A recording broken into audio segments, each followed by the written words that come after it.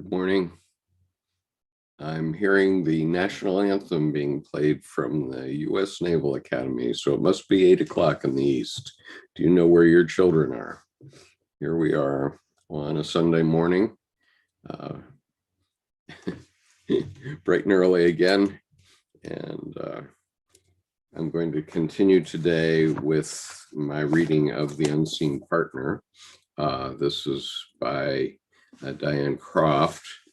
The Unseen Partner, Love and Longing in the Unconscious, and with a mystical path less traveled, Jungian Psychological Perspective by Jerry R. Wright.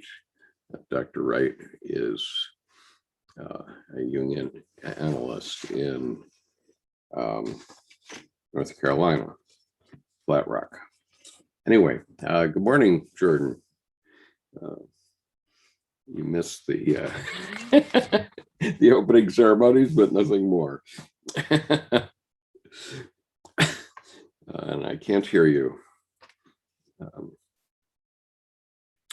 So today we're up to page 100 of Diane Croft's books. And as we've said in the past, Diane's book has 4 parts on facing pages, and today the title is No Reason. I think Jordan will show us this in a minute. It's page 100, Jordan. And so there's a poem, there's an image that Diane has selected, then there's a quote, a famous quote, and then Diane's commentary. So beginning with No Reason. To love for no reason, no rhyme, no season, a love without wanting that quiets my soul. A love that is seen, this love is believing, it comes without trying, it lives without dying. This love is like breathing, this love is my being. Very nice poem. And the image is a creation of the world IX, which is Roman numeral for 9, 1906, 1907 by Nicolaitijus Konstantinas Čiurlionis of Lithuania. And then the quote, and this is from Rumi, the Sufi mystic poet. There is no greater love than love with no object. And then Diane's commentary. No reason. In the center of my being, there is no external object of affection. No, I love you, just love itself. This is transpersonal love, an ideal psychological state only temporarily felt unless you're Mother Teresa. In real life, I still want, but some part of me has been freed from a dependency on external objects for this love and feeling, and there is a decided measure of freedom in that. It quiets my soul. The discovery of a devotion to the inner authority of self frees one from bondage to external projected authority. In other words, some of what I could only get from others can now be provided by loving my very being. This love is my being. The idea of self-love was embraced by the collective psyche in the 1960s, but with only a superficial understanding of what was trying to rise to consciousness. Nowadays, we associate self-love with narcissism, an attribute we despise. But Edinger suggests that we take a closer look at the original implication of Narcissus. Quote, the myth of Narcissus implies something quite different from an excess of indulgent self-love. Narcissus was a youth who rejected all suitors for his love. Narcissus represents the alienated ego that cannot love that is, cannot give interest and libido to life because it is not yet related to itself. After Narcissus died, he turned into the flower Narcissus, the death flower, a flower sacred to Hades that opened the doors to his realm of the underworld. The inescapable conclusion is that narcissism, the inescapable conclusion is that narcissism, at least in its original mythological sense, is the way into the unconscious where one must go in quest of individuality. In so doing, we experience a resurgence rather than a death of libido, what Edinger calls that most precious of human possessions. Okay, Jordan. Yeah, I really like the way this tracked through. It's really resonant because this summer I wrote about Echo and Narcissus, ECHO, and there's a painting. I don't have it on this iPad, but I had on my blog about this Echo and Narcissus, and she is looking in on the other side of the pond than him. And if you look at it from a compositional standpoint, he's looking up to down across the circle of the pond, and she's looking left to right. And in that sense, Narcissus becomes the vessel of the ego, which is logos. And there's the energetic psychological complex of the ego that necessarily needs to be strong as a containment vessel for the for the psyche, for her to then pour in the eros. Yeah. And with that, then I look at the Japanese art of fixing broken pottery, the kintsukuroi, with gold, silver, platinum lacquer. And that's my image of the ego, that we are stronger for having been broken. And instead of shame and guilt for traumatic experiences, we face them.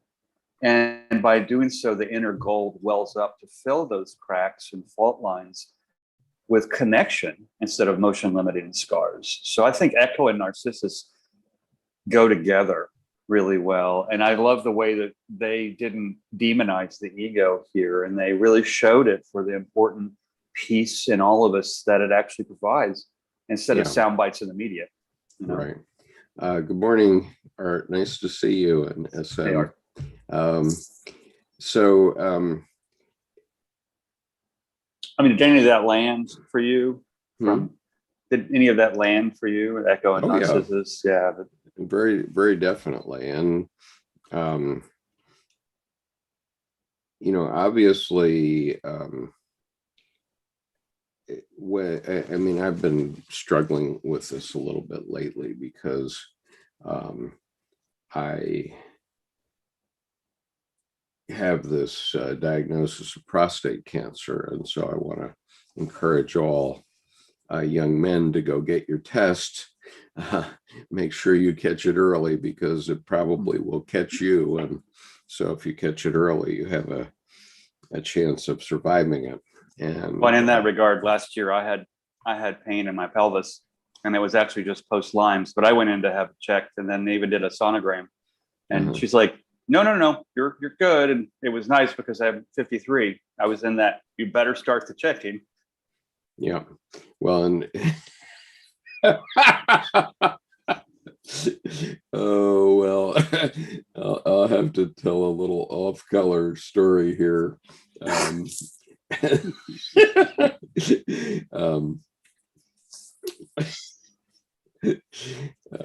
This colonel who was one of my mentors in the Marines, and I started working with him when I was in law school, and he was a lieutenant colonel then. He got promoted to colonel, and when I moved to Rochester, he became the commanding officer of the Rochester unit. So I was with him for a long time.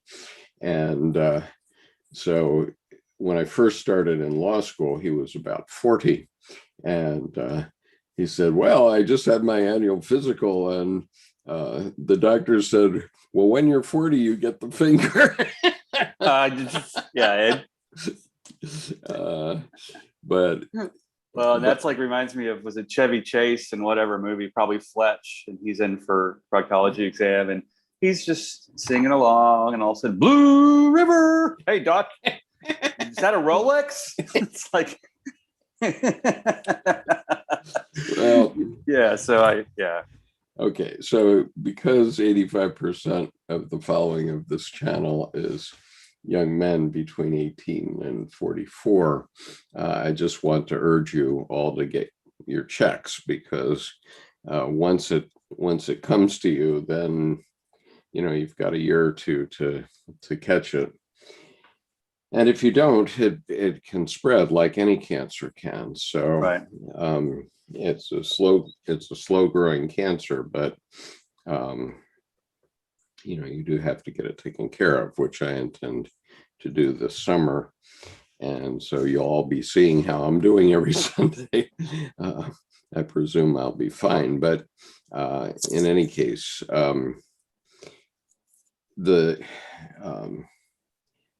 I've been examining myself and my motivations in the last few weeks since I've had this diagnosis.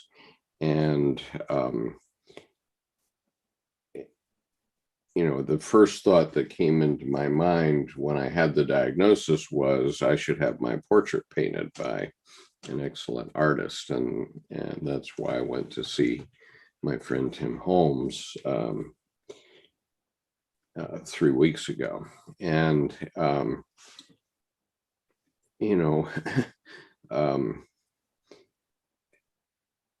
the same token, I gave one of my number 3 daughter, I gave her a Holmes sculpture yesterday for her birthday. And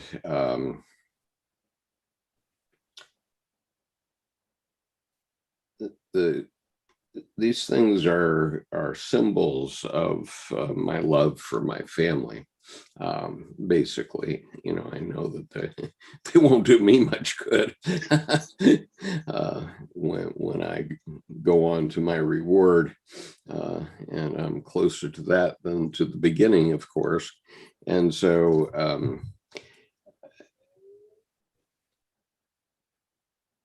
a symbol, Jung was very impressed, or felt not impressed, but he felt symbols were extremely important if you understand what he meant by symbol. And so the piece that he did, I guess I should show this piece since I'm talking about it. Well, I think that's really an important point, with the symbols being important, especially in regards to Narcissus. If we look at the ego as a vessel, then we also could consider it a bell. Mm-hmm. And so even with like the tarot, when a symbol lights up a symbol in the unconscious, or a structure in the unconscious, it literally rings or resonates, so that you visually feel it inside. And that to me is how is the ego tuned? Are you flat? Are you sharp? Is it aggravating when you have experiences, or like are they numinous, so you can hear that fullness? Yeah. Okay. So I'll share this image of the sculpture that I gave my daughter, and my daughter had delivered twins, and this sculpture is called Great Sweet Wound. And my daughter had delivered twins about 3 years ago, and another baby a year and a half ago. And she started having her children kind of late. She didn't get married until she was 35 for the first time. And so now in her 40s, she's up to her ears in children. And so I wanted. What is the title again? Because it's in the shape of the lambda almost symbol. Great Sweet Wound is the name of the piece.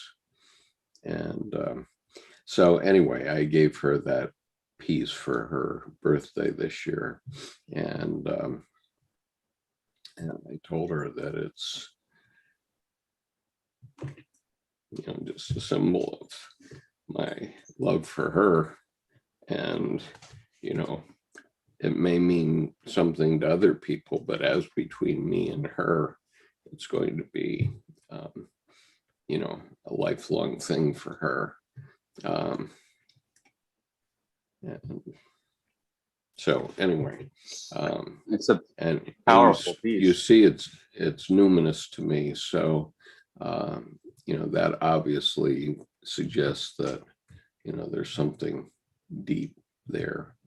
And and Danny says, I just watched the video with P.F. Jung. I like his style. I like his style too. I enjoyed that interview. I don't know if Jordan has had a chance to see it yet, because Jordan is about to I've been up to change homes, but up to here. But I have not.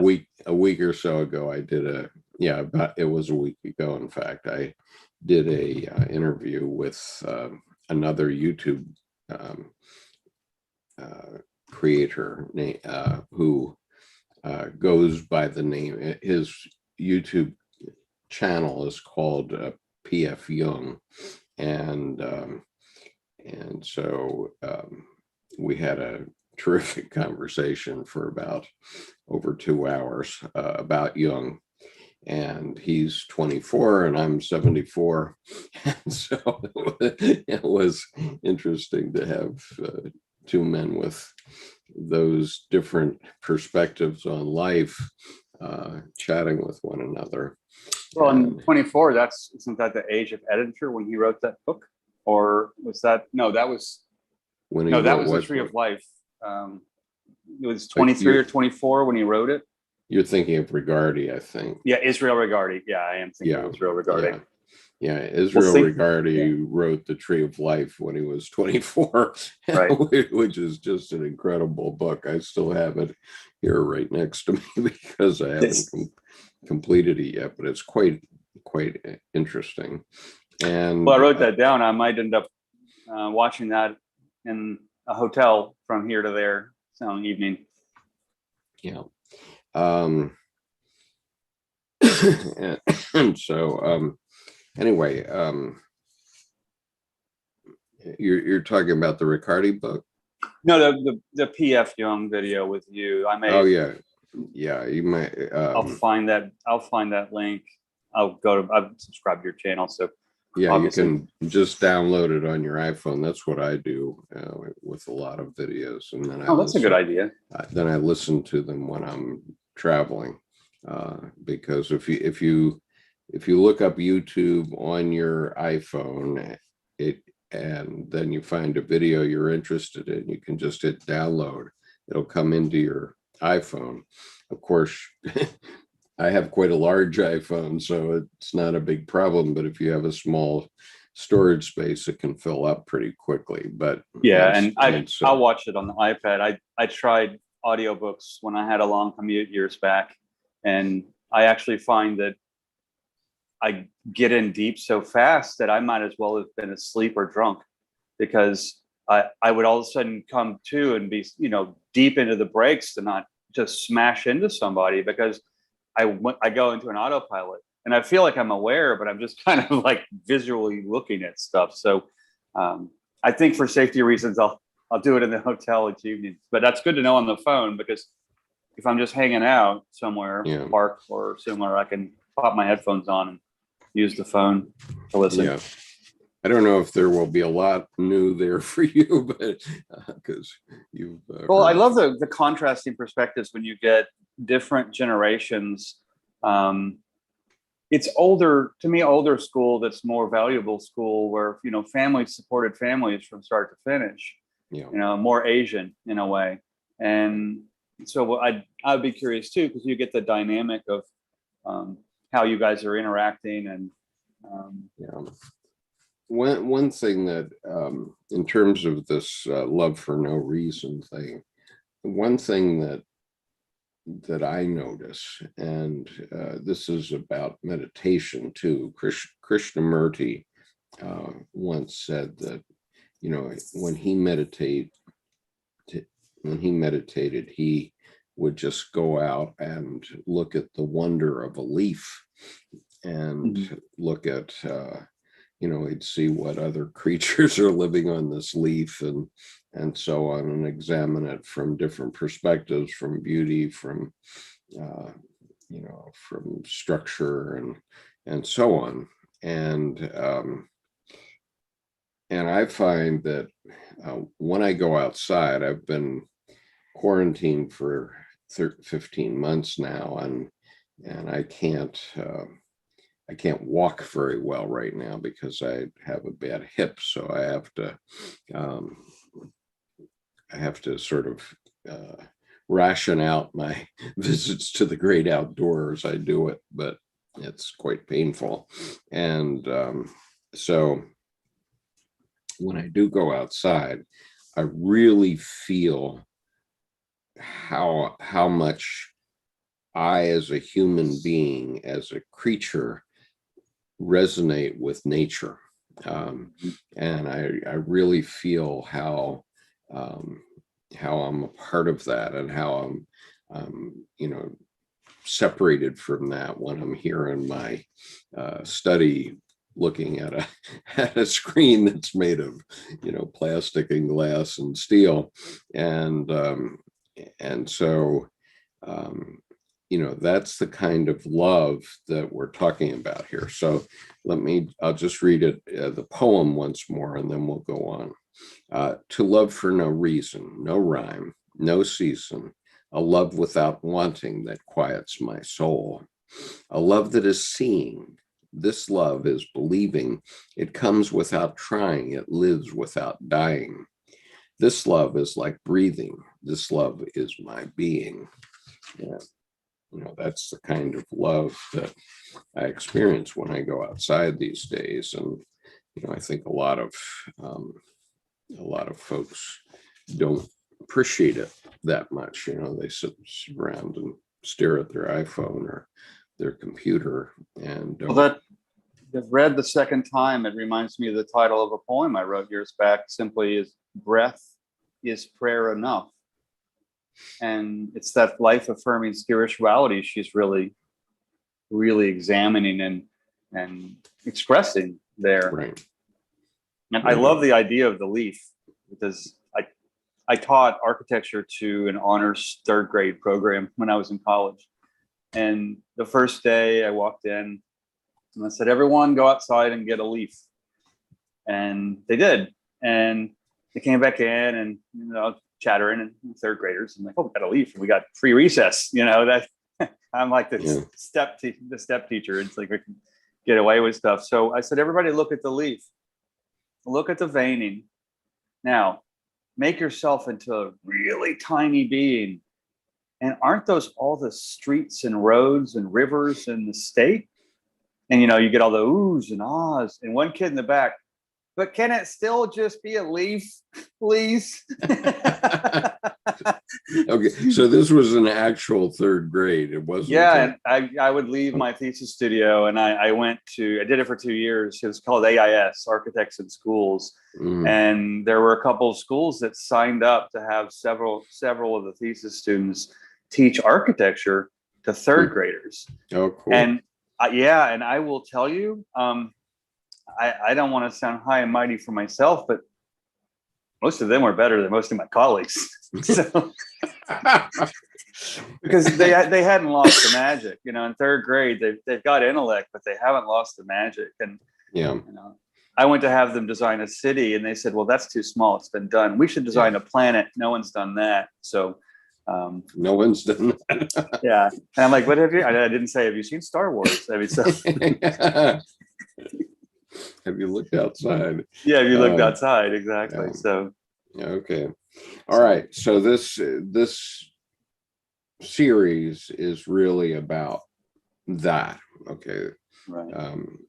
It's about this kind of love that is unbidden, but is part of our lives. And if we see it, then we know um, understand what I'm talking about. If you don't see it, then turn off the computer and go outside now. Do you notice that with the pain in the hip that it literally changes your pace, that it's actually dialing you in to be even more observant? Oh, sure.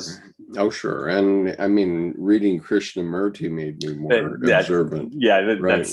But that was 30 years ago. There's a wonderful book, which I don't know if it's still in print, but it was called 100 Years of Krishnamurti, and it was in honor of his 100th birthday.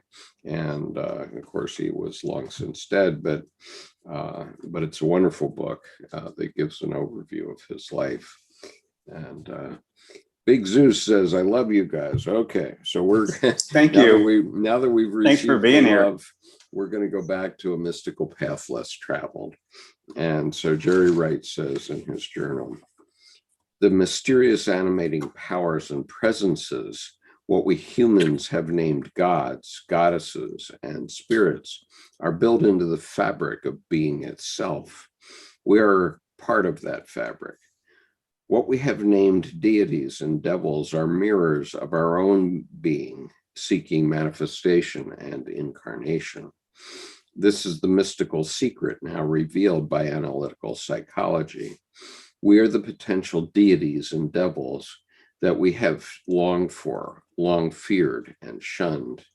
Since there are no external deities and devils, through numinous or mystical experiences, we become aware of our deepest selves that desire to be incarnated responsibly. We can no longer export that responsibility. It is understandable why we prefer to keep our deities and devils at a distance, somewhere out there, up there, or down there. It seems safer than to wake up every morning with them in our bed and then have them accompany us step by step, moment by moment during the day. It seems safer to reserve 1 hour of the week in a place deemed holy where we can pay our respects." Okay. Yeah, it feels like the seed pod of the church is blown open, and it's spreading livingly through people's inner divinity rather than being contained in a seed pod, so to speak, only visited once a week. Well, yeah. And, Jung was very clear that he thought evil was a great power and that it certainly existed. And he was a contrarian to at least the Catholic Church, which believes in the concept of privatio boni, which is there is no such thing as evil, only good, but what we call evil is just the absence of good. Well, that's like saying that Joseph Stalin just didn't get enough mother's milk type thing. Right, that's the empty cup syndrome. Right, and he killed 20 million of his own countrymen in the years before his death. So, and the irony of that is he had all the doctors killed, so that when he had a problem, he died. Yeah, and right, and so all of us, I think I can't speak for women, but I know that many men, if not all men, have sort of evil ideas that come into your head every so often. And when those come, you just have to say, perish that thought. I'm not going to think that way. And because what happens, what happens is you're in a situation. Let's suppose you live in Watts in LA or in Harlem, and you're tempted to go into a gang, or in Washington, D.C., the same thing. And, the older people in those gangs take advantage of young people because, if they get tried as a youth, they can't get a death penalty and that sort of thing. And so they'll use young kids to murder people type thing. And, people can get some very strange ideas about this is what I have to do to survive, but it's not what you have to do to survive. And so the point that Dr. Jung always pointed to was in the Bible, 1 John 4:1, examine the spirits, whether they be of God or not, which means also, or whether they be of the devil, because if they're the devil, you have to be able to differentiate. And so adulthood or maturity is having a strong enough ego so that you can decide right from wrong, because if you make the wrong decision, you're going to end up dead or young, very likely. And I relate this to my own grandfather, for example, who, he was a great man in some respects, and I've, in my dotage, I'm getting more appreciation for the man, mainly because he got my father into the U.S. Naval Academy during World War II. So my father was safe from the war, basically, because he was at the Naval Academy during the war. So I have a lot of respect for him for that insight of what to do with his son. But at the same time, he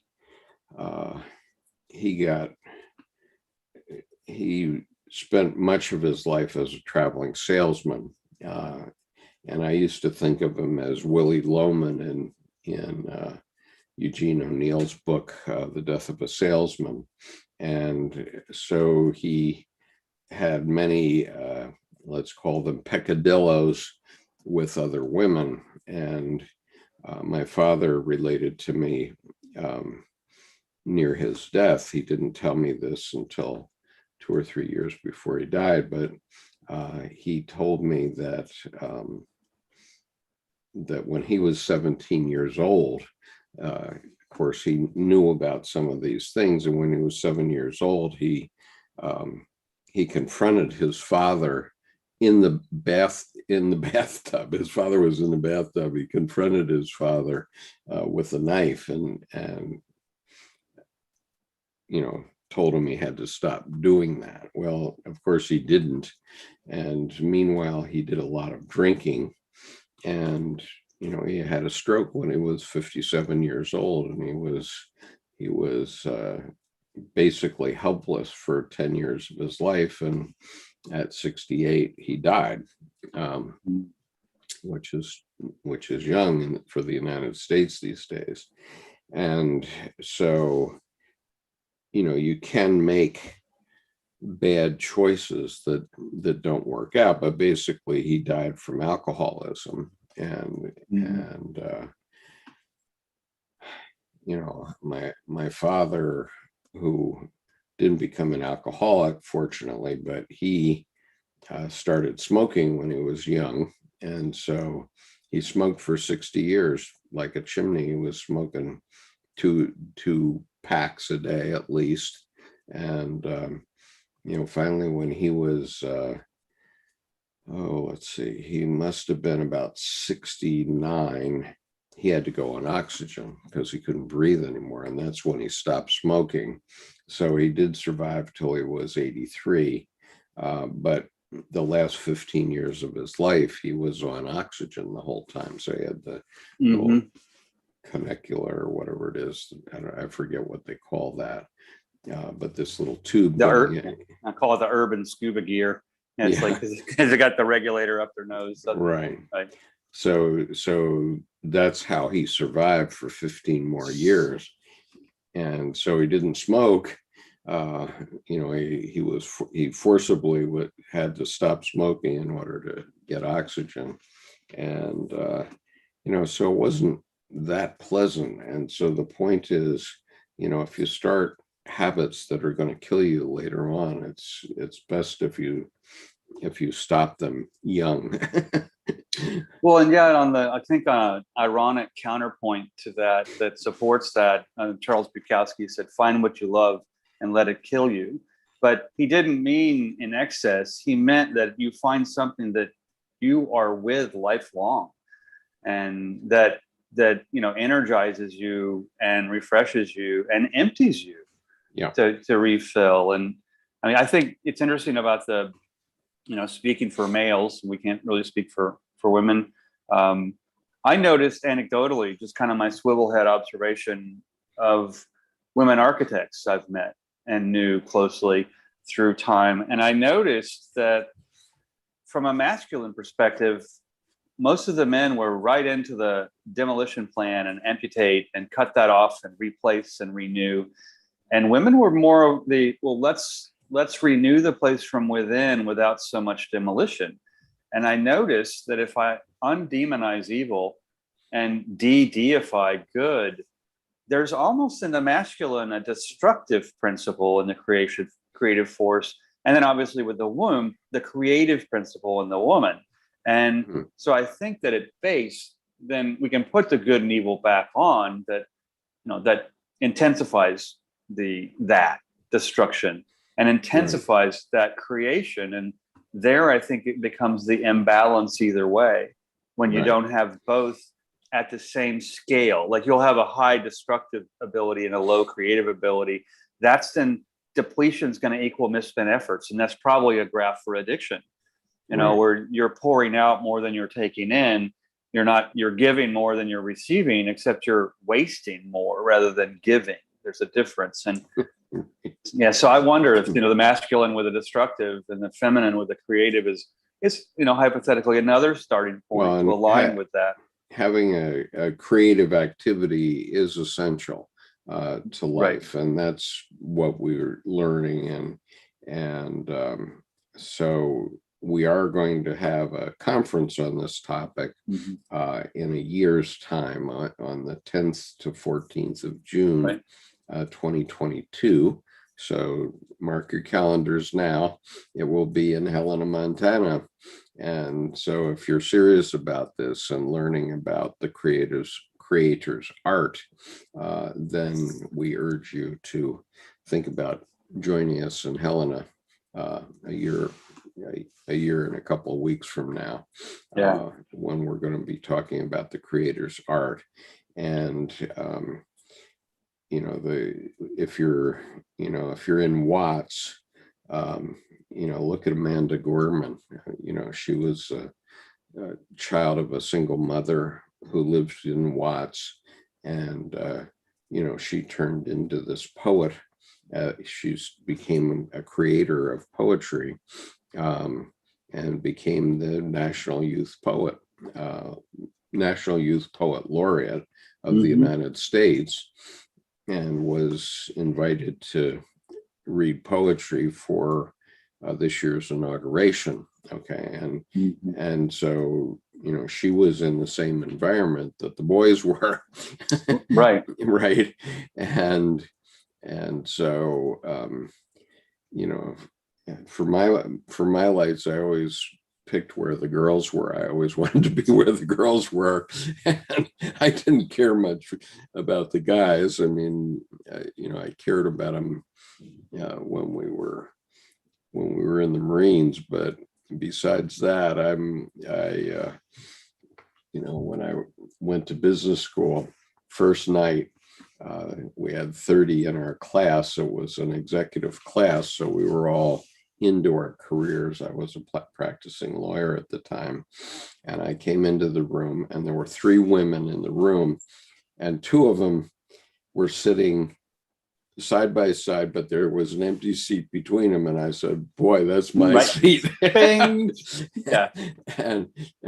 that was the smartest thing I ever did, because one of those women already had a master's degree in statistics, and during our business school, she had a baby, but she got me through statistics, and that school was 15 courses in statistics by different names, so it was very important. Right. And she was the valedictorian of the class. I mean, she was the top student in the class, partially because she already knew statistics perfectly well by the time she went to the class, but she was an executive at Xerox Corporation, and she had a baby, and she was still valedictorian. So it can be done. Well, and that shows the drive.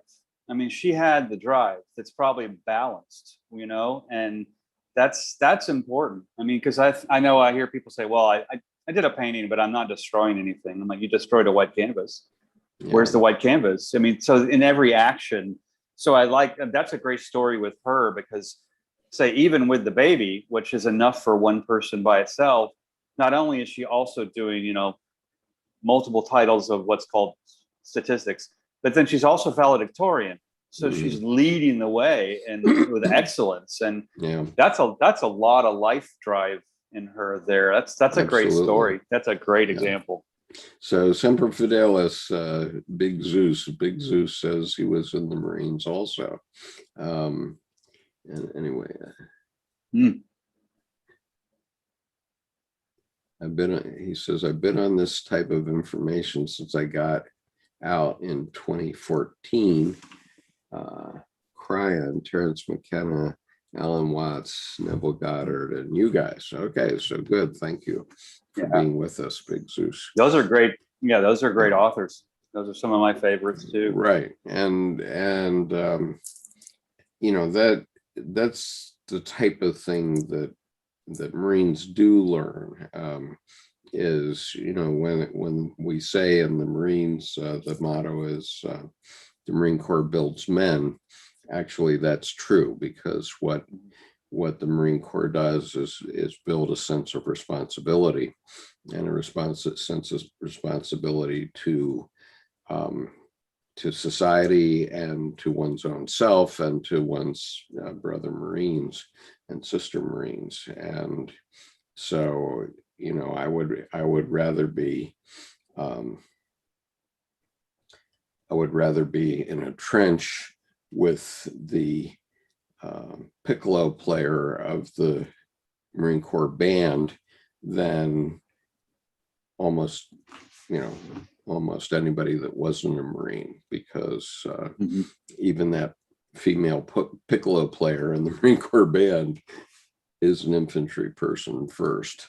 And I've heard people say, in the Marines and in all military forces, like, yeah, they build men, but first they break them. It's like, no, they don't.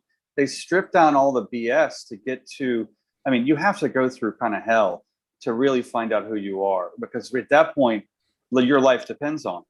And then that's when honesty comes out. And I find that military discipline and that kind of long-term order is a ritual that gets people down to the core self, so that when they come back, they are unthreatened.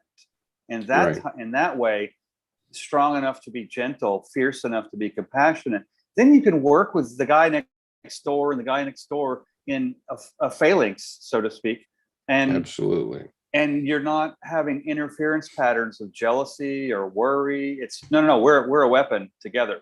We're each a part of it. And they don't have to have the me stuff. They can keep that inside. And I find that to be an unthreatened piece that is so important in regards to development of well-being and individuation. As it were. I didn't find my officer candidate school terribly difficult. Either the time that I went through as an officer candidate and the time I went through as a platoon commander, because I did it once as a staff platoon commander as well. And,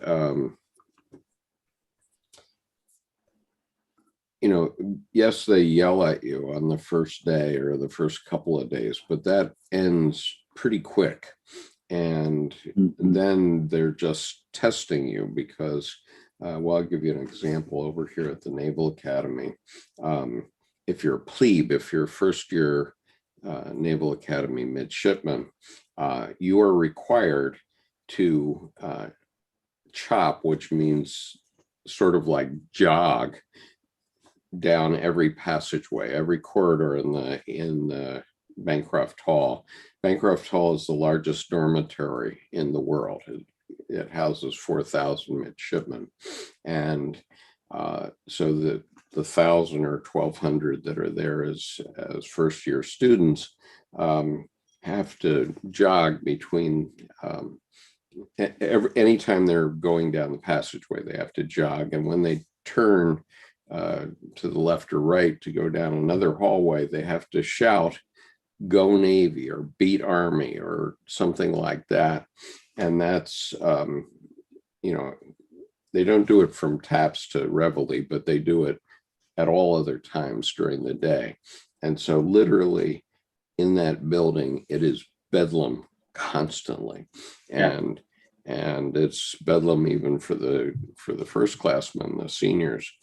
But the plebes have to do this. And the reason is because it's a screening operation. We want to see whether you can take a complicated, noisy environment.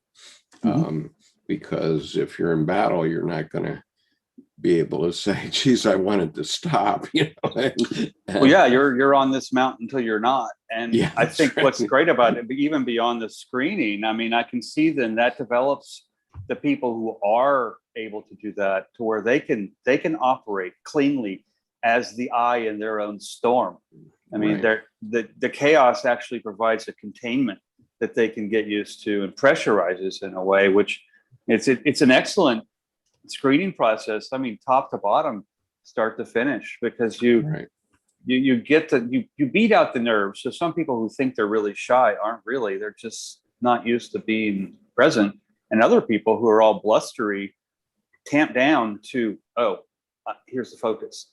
Yeah. And I can just imagine that's a huge building that with that chaos, the river running, the class 5 rapids of the plebes running through the hallways. Right.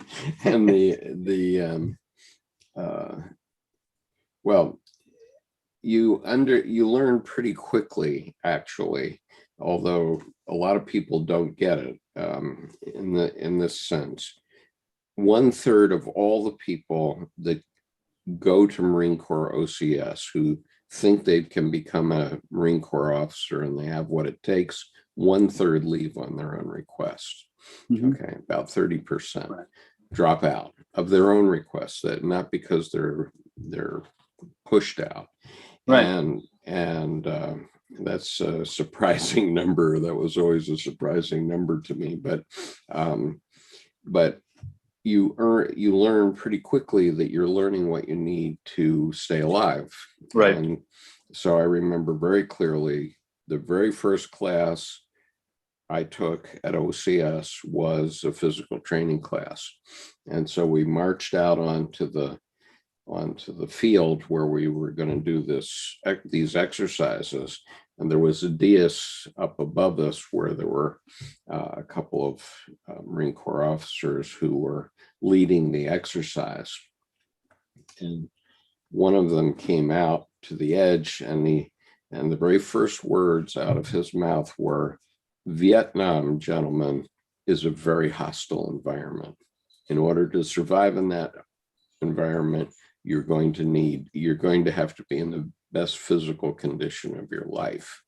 And and then we were well motivated because that was 1967 and it was a year before TED of 68. And so so it you know that you're learning what you need to know to do this job, right? And that attrition, you're right, that attrition gives you find what you need and not much more, and you're able to capitalize and actually enhance that. That's really to me the source of doing more with less, or less is more, is you have to be able to pack it into the field and enhance the situation. Right.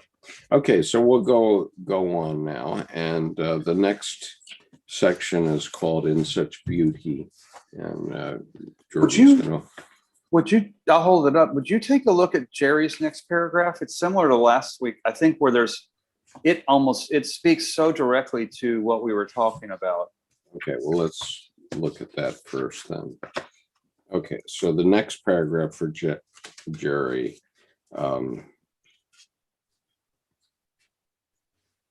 Psychologically, all of our deities and devils are projections and personifications, the attribution of human qualities to the mysteries of the heart of nature and our human nature. Projections allow us to see aspects of ourselves waiting to be withdrawn and internalized. Personifications promote connection and relationship with the mysteries for the purpose of partnership. Both projections and personifications are internal psychic processes. Okay, go ahead. Yeah. Did you have something special you wanted to say about that? Well, I think it just kind of put a capstone on what we were talking about, that the projections, instead of being negative, are a way for us to, if we're aware of them rather than projecting on people, that those are things ready to be withdrawn and then internalized back to their homes instead of being stressors or internal tormentors. And then the fact that just both projections and personifications are internal psychic processes, that also undemonizes projection and actually makes it into a tool if you have, for example, gone through OCS or similar, some kind of attrition program where, no, it doesn't matter if you like it or not, that's part of it. So right. You have to use that weather in the process. Yeah, and in that interview that I did with P.F. Jung, which I just posted yesterday, I talked at fair length about my experience with Mephistopheles dropping down in my car. And obviously that was a personification of something. And fortunately, I was far enough along in my Jungian study to know that it came from the psyche, right? That it wasn't there. I wasn't in the car with a physical entity, but it seemed quite real. There's no question about that. And I did interact with it. And so I'll leave that story for the other video. But the point was that I realized that, oh my God, over thousands of years, what the church has done is they create this imagery of fire and brimstone and hell and all this awful stuff. And even Dante did this with the Divine Comedy, right? And when you put those images into your head, then they can pop up and seem real. And I'm sure that a lot of people, went into the church because they had an experience like that, and they knew they had to be protected. And in fairness and in point of fact, Dr. Jung did observe that religions were naturally evolved psychotherapeutic systems. And so in one sense, that was good. It wasn't good in the sense that, the churches got into this burning people at the stake if they didn't believe their way. That wasn't good. But the psychic health part of it is important. So, well, and I think your story of the Mephistopheles is the statement of the numinous strength of that kind of thonic, that kind of underworld depth of the deep dark, not the evil dark. I mean, but deep depths, dark, black. That's important.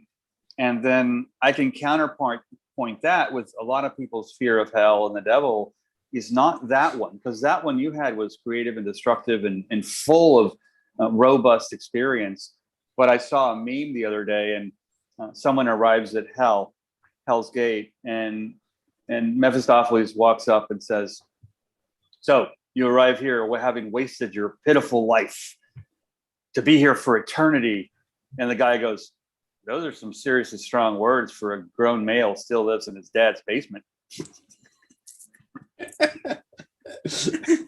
And people get hooked on that weakness of, being afraid of something just because it's blustery. But you had the fullness of a voice there, that an experience that wasn't bluster, and it had content. And I think that's difference. Well, in fairness too, it made me realize the depth of my daughter's hurt from when I left their mother. She was 8 years old. She was 8 years old when that happened. And she was the one who dropped the note down the stairs. Yeah, she's the one that dropped the note down the stairs, but she was so hurt. And, I don't know if she's ever put this together, but I knew she was hurt. And when she did that, well, let's describe it a little for those who haven't heard this story. My ex-wife and I were constantly fighting, and every time she would get upset with me, she would dredge up every misdemeanor that had occurred in our 17-year marriage, and it got so it was incessant. We were arguing all the time, and we had a spiral staircase in our kitchen, and my daughter dropped a note down on a fishing line saying, "Please stop fighting."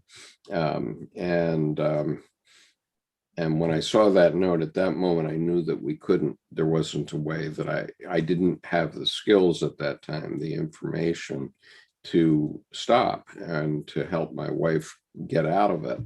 And we did have marriage counseling for 5 weeks, but that seemed useless to me at the time. And so we broke up.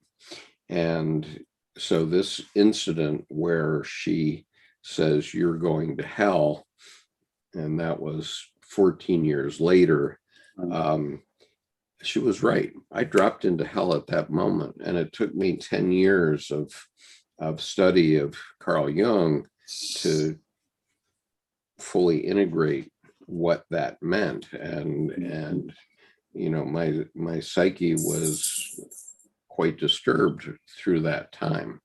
And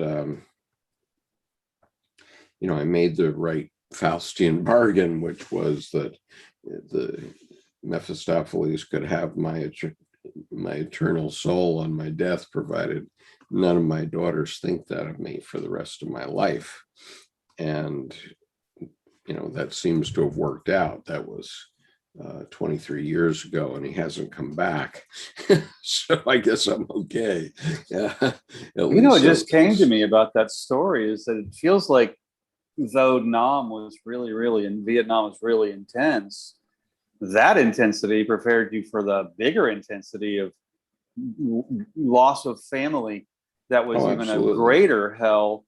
And so in a sense, your military experience in a sense gave you the ability to weather that storm. Absolutely.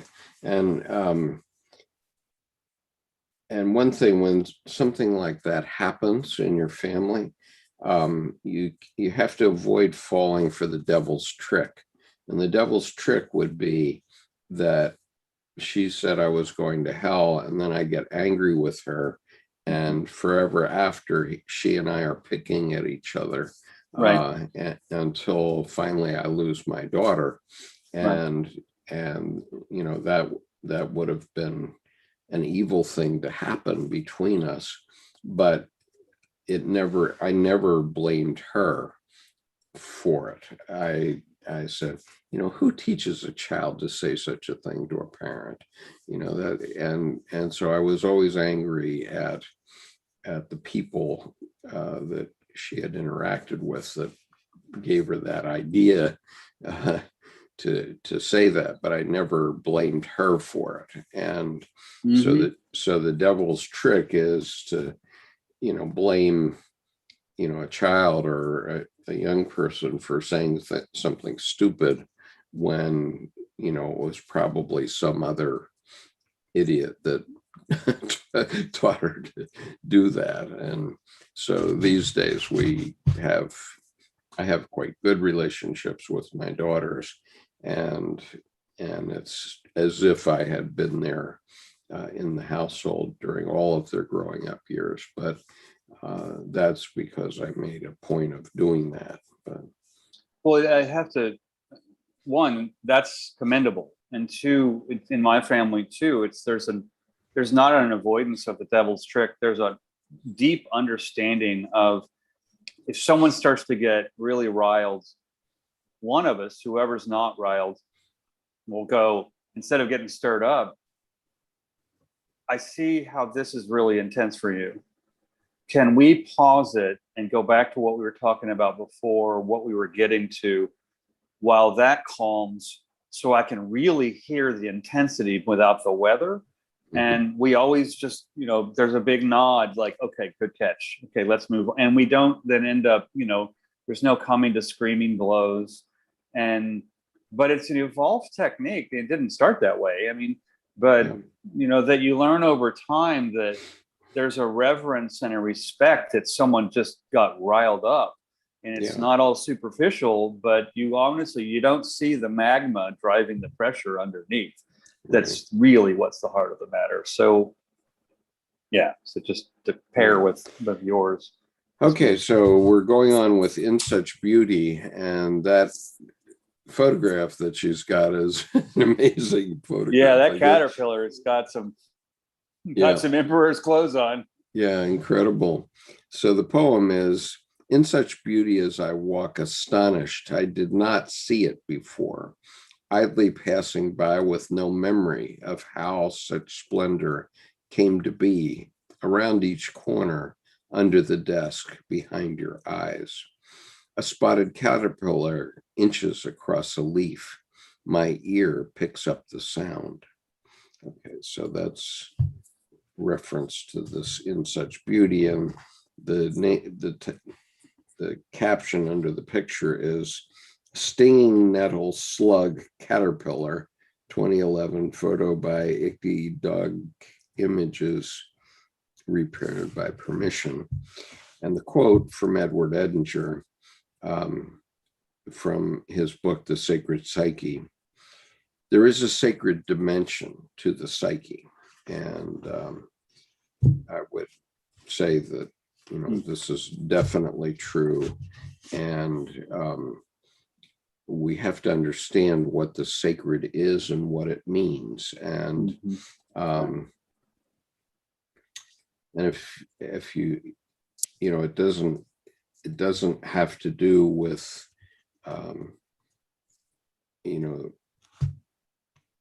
God and heaven in the Abrahamic religion perspective, but it does have to do with certain things that are sacred. And,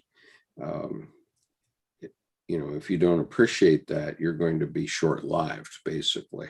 And, and in sort of a manly sort of way, I can say that, if you're in battle in the Marines, one thing that is sacred is that if you're killed in action, your brothers will return your body to your parents if you can't. Okay, that's a sacred understanding. And it was covered in Saving Private Ryan as an example, where Private Ryan, the movie with Tom Hanks, where Private Ryan was one of 4 sons of this woman in the U.S., and his 3 brothers had been killed. And so it was a value of the military that, a single son couldn't be killed in battle. So they had to pull him out of the battle. And so she wouldn't lose 4 sons. And And so they send Tom Hanks in to save him, and in the process of saving, he loses 8 men, and you wonder what the value of that is. Well, the point is, they were in a battle. We were in a war, and whether your mission is to save Private Ryan or scale the cliffs at Omaha Beach, it's part of a war. And so there were, several examples of this in Vietnam also, where we were rescuing guys, or we were recovering remains of guys, and the operation itself to save somebody's body actually got a lot of people killed, but it was war.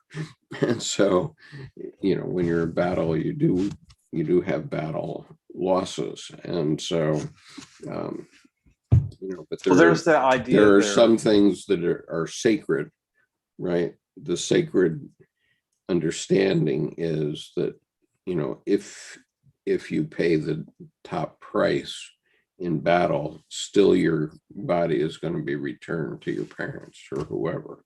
Yeah, and then I think there's a big story there of the insertion of a sacred battle in a profane situation battle, that, Tom Hanks goes in to save Goodwill Hunting. I can't remember his name. Private Ryan. Private Ryan, but the actor, his name. Mm-hmm.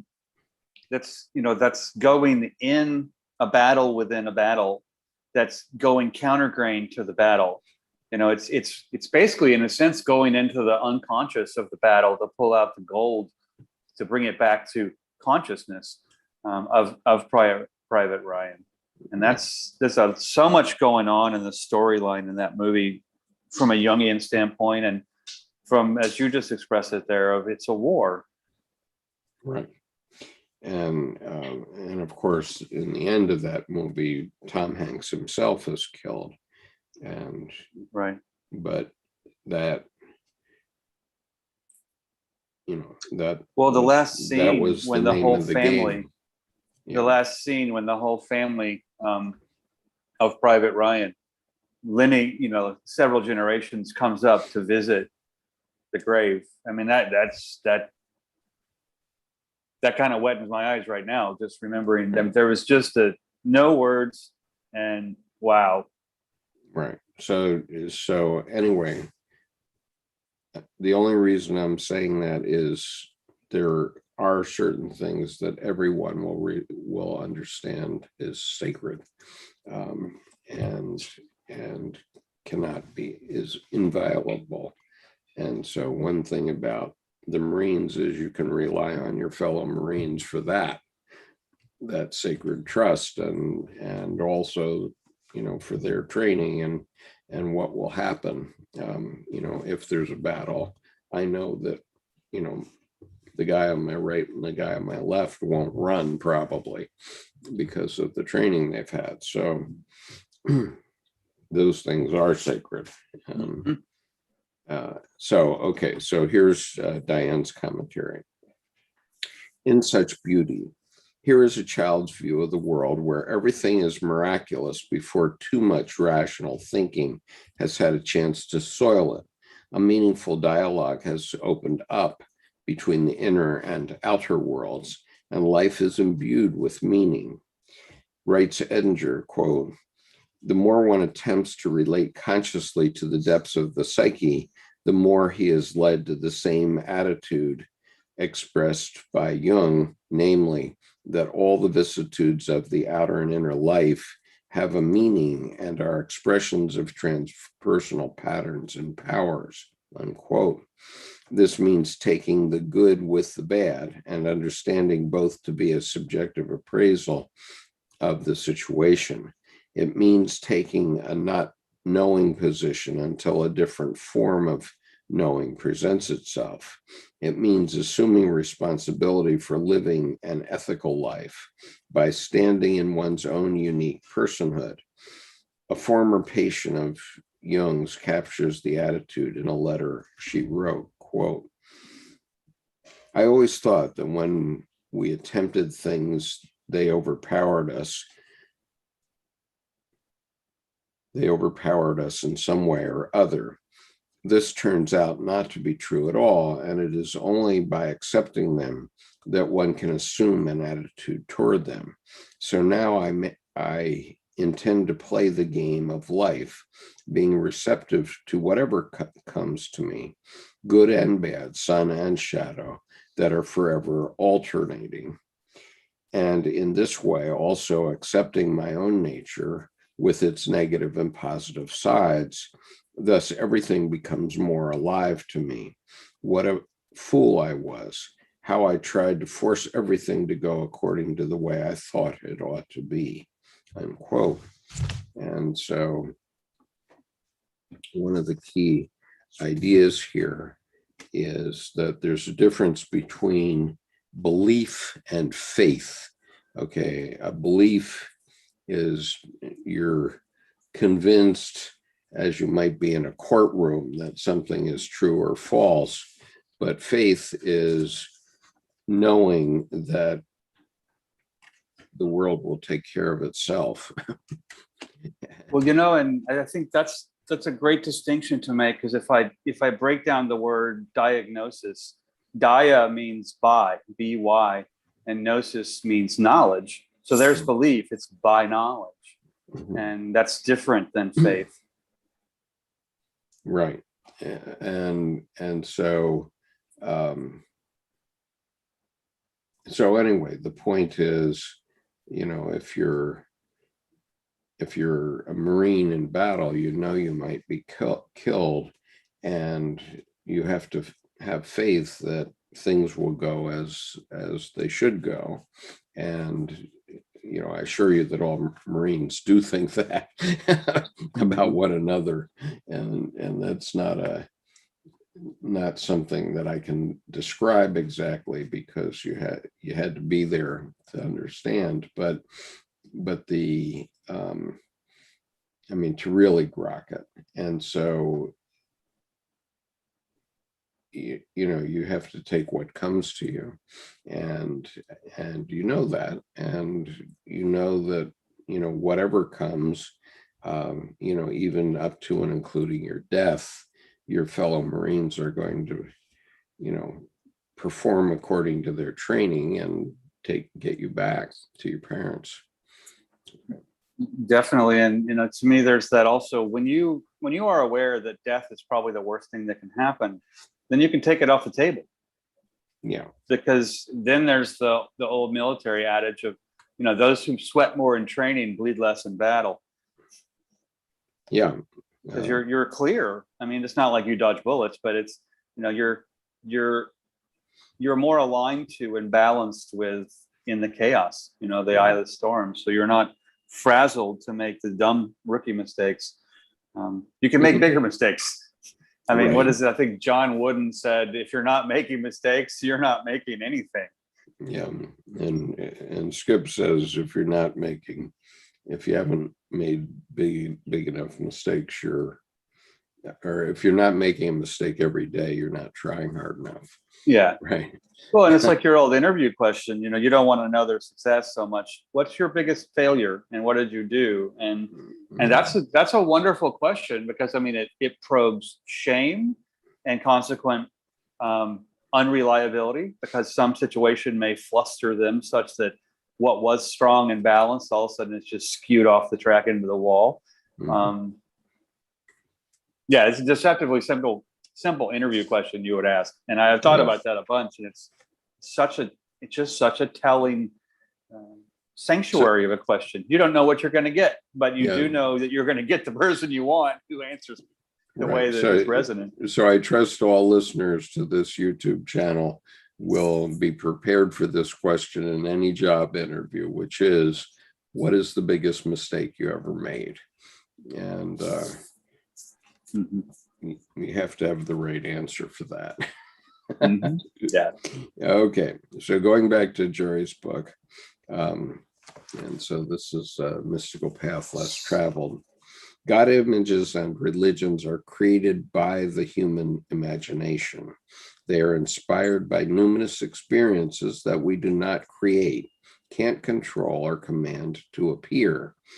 As human creations, God images and religions have a limited lifespan, perhaps several generations at most. Once primary experiences of the holy are shared, dogmatized, and canonized, they die. Their death, however, may be denied for years, even generations. It seems easier to nod to the religions of our ancestors than to respond to our own experiences of the numinous, a word that means a nod from the gods. Or God winks, listen to the signs and symbols along my travels coming up. Right. And, I think that this is a point that is largely hidden by certainly Protestant pastors. And, because they speak in metaphor, I'm not sure they understand it themselves. I largely think that they don't. Because they're taught a way to approach a congregation, and if you say this formula, you're bringing people along. Well, to a certain degree, that's true, because we need all kinds of things from our churches, including community and that sort of thing. But Jerry's putting this right out on the table and saying, look, all this came from us. We're not created in God's image. God is created in our image. And if you think about it in that way, then it makes a big difference, because, as Jung said in Memories, Dreams, Reflections, he was talking about visiting the Serengeti Plains in Kenya, and he was seeing all these herds of different creatures going across the plain, and he thought to himself, wow, this has taken hundreds of millions of years to evolve to this point, and there's no consciousness of it except the human being. In other words, a wildebeest or a giraffe or an elephant doesn't really think about the stars, and they think about today's food and avoiding predators, basically. And so the great thoughts hadn't emerged yet, and it's only in our species that we have consciousness of these things at all. And his point was that we've become the consciousness of God. And so if we want to have a good world, then it's up to us to create it ourselves. That's why I've talked about this conference we're going to do next year called The Creator's Art, because we all are creators of our own lives. We are all creators of the world that's around us. And, if we fall into somebody else's creation, which is a gang in LA or Chicago or Washington, D.C., chances are we're going to die young and not very happy. And so, it is hard work, but we have to understand that our consciousness is the divine consciousness. And each of us has this little piece of God, which Jung says quite clearly at the end of Answer to Job. Yeah. Right. Well, I think what Jerry's book combines in one vessel with Diane Croft's book, they're in no way eliminating the personification. We don't need to dissolve ourselves to use ourselves to relate to nature, capital N nature. But it feels like both books together are really about that contextualizing ourselves and placing us back in nature instead of in, the big cities with concrete and asphalt and chain link that tend to actually, we call them civilization, but because they're so removed from nature, they often create the torment of a removal from nature that actually ironically causes uncivilized behavior. Yep. I mean, here's the thing, it's not even honest enough to be savage or fierce. It's just almost irritating. Yeah. Yep. In a deadly way. But I mean, it's yeah. So right. Okay. So going on, the next one in Diane's book is called Mirror, and she has a woodcut in this one, which shows as above, so below. And her poem is very short. I have redrawn myself in your reflection. And so that's sort of the point that we were just making, which is that all of us have the opportunity at every point in our lives to draw ourselves in the manner that we wish to become. And that's a perfect poem for Narcissus too, to undemonize the Narcissus story. Right. As to the mind movie or the inner psyche, inner world workings of what's going through Narcissus' inner being in the pondering or meditation upon his reflection. And so the caption to the image is oak trees standing on lakeside with reed in reflection, 1975, line cut by Hartmut Josie Benaher of Scotland. And the quote, it comes from Acts of John 95, quote, a mirror am I to thee that perceivest me. And so the question is, do you perceive the sacred part of yourself, the divine part of yourself, and are you reflecting that aspect of your being?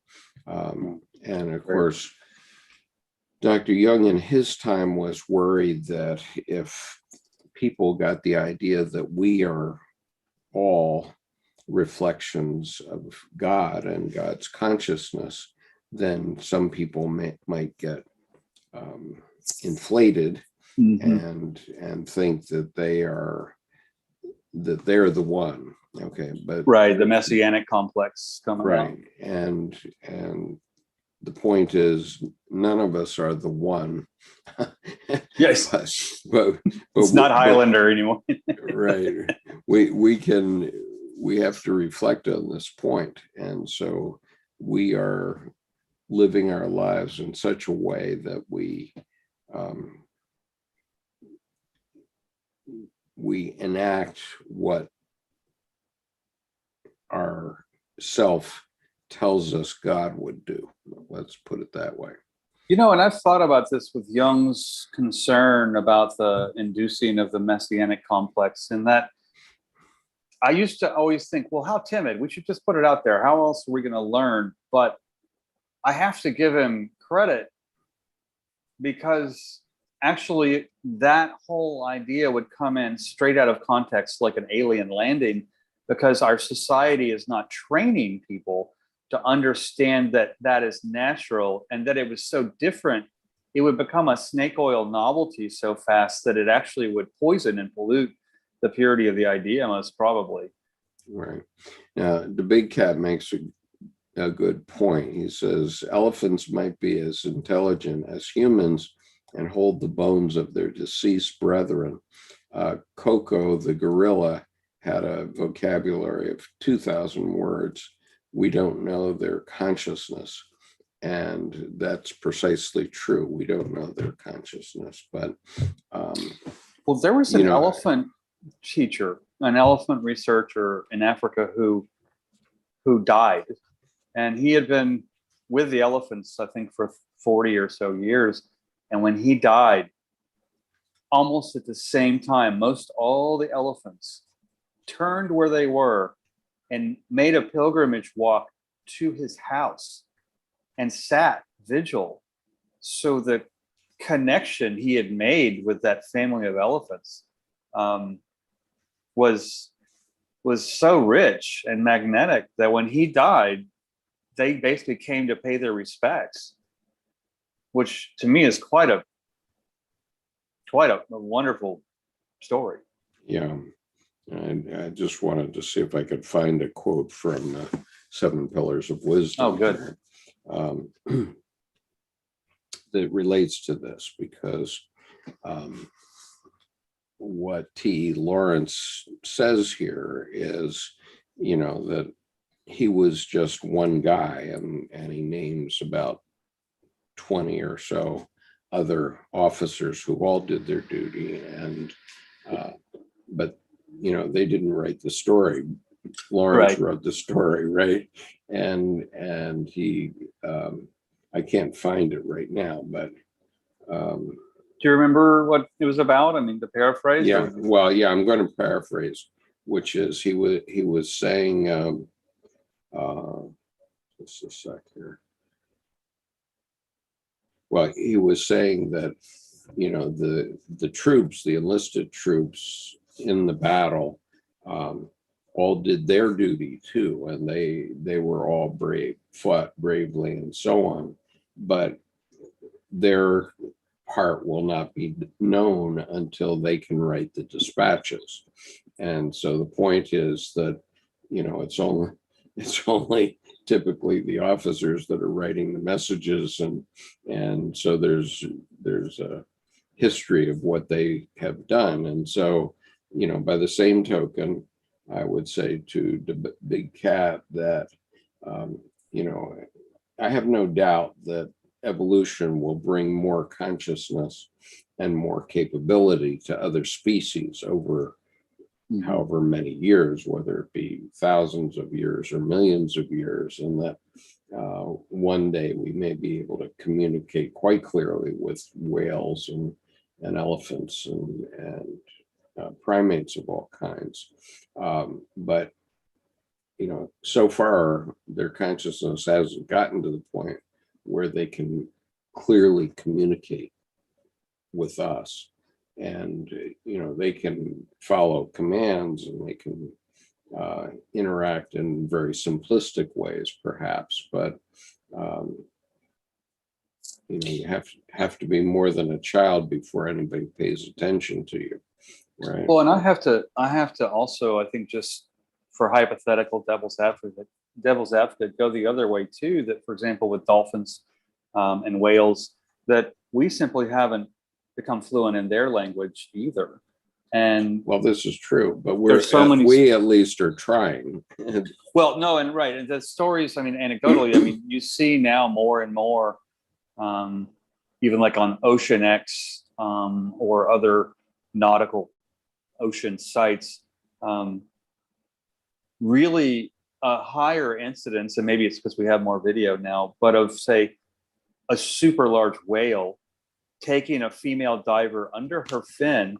She thinks the whale is trying to hurt her at first until she sees the great white shark, and the whale actually knew it was coming, and he went and took her. I mean, a whale hug's got to be probably not so comfy, right? but then kept her and swam her to a point where the shark just moved on. Yeah. And bottlenose dolphins, coming in and ramming a shark in the gills, which suction cups them together, and then they can't breathe and they sink and they die. I mean, when a diver's present, or when a diver's not present, because you get the civil wars between the orcas and the dolphins and such. So there is a lot of consciousness, which there's a wonderful documentary that at least was nominated for an Academy Award this year. I don't know if it won it, but the name of the documentary is My Octopus Teacher. Oh, that's such a, yeah. And that's a extremely powerful documentary about just these things, and how this diver was visiting this octopus over a year during its full natural life, in fact, and how they did begin to communicate. So, you know, these things are changing, and you know, we have to find a middle ground, okay? Because everything in the grocery store that you go to was once alive, and all life lives on other life. And so, you know, the question is, you know, would we eat elephant meat, or would we eat dolphin meat, or whale meat? And you know, as of now, we still are, but at what point do we stop? And then how do we choose what to eat? Okay. And so I had a beautiful navel orange for breakfast this morning, and that navel orange had lived its natural life. In other words, its natural life was to blossom and become an orange and become this beautiful, tasty, juicy orange. And so then, by my eating it, which is sort of, you know, if you take it in a ritual way, is, you know, that orange is now going to become a human being and take the next step toward consciousness. You can look at it that way, but you can't go to the grocery store and think that anything that you're going to buy wasn't once alive, because everything you buy there was once alive in some way. And so, you know, there are trade-offs here, and we have to, well, we don't have to, okay, because living in the 21st century, human beings still have the world as our oyster. But as time goes on, as more consciousness is manifest in other creatures, you know, that is going to become an issue, obviously, more and more of an issue. I mean, today we hear it from vegans or vegetarians and so on, but actually we'll become more and more conscious of it.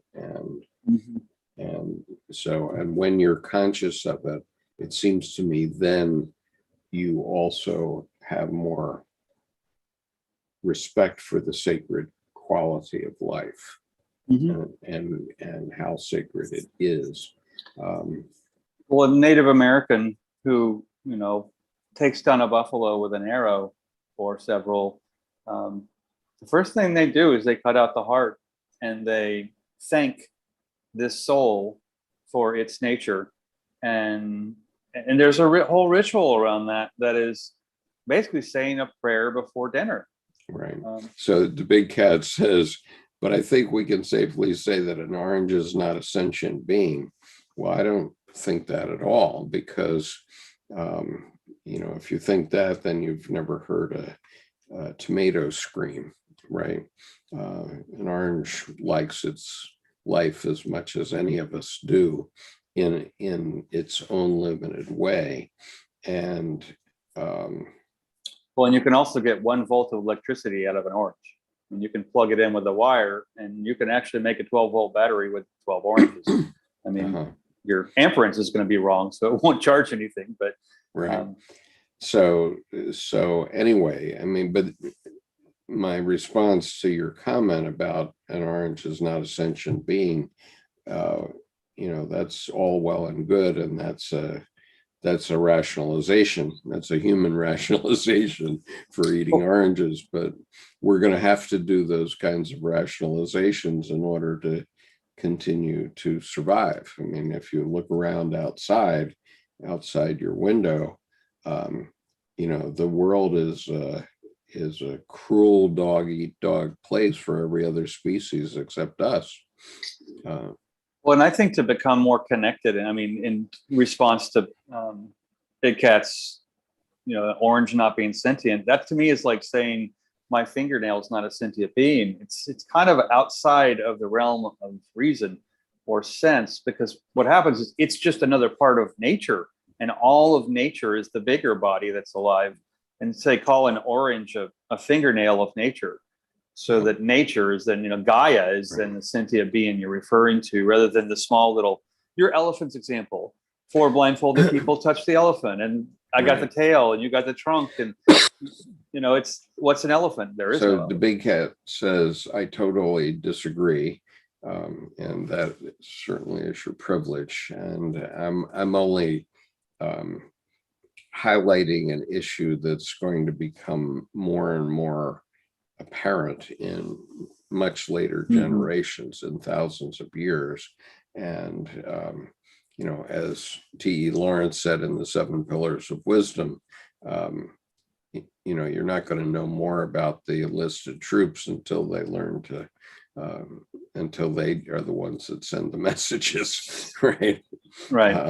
And so, gradually, I suppose it's true that other species will learn to send messages.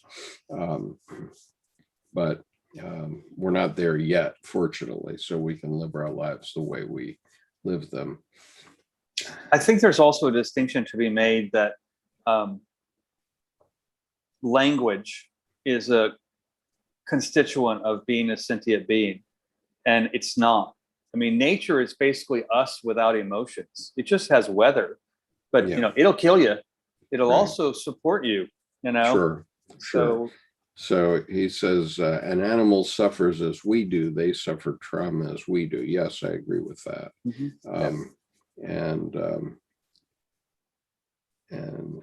And one says, humans impose suffering on each other.